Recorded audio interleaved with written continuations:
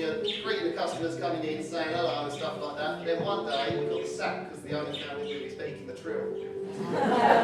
There's a good boy, trill. I said trill for you, didn't I? Anyway, I say to the pet shop, I went in the pet shop and I said to the bloke, how come the green budgies are only a £5 and the blue budgies are 12 quid?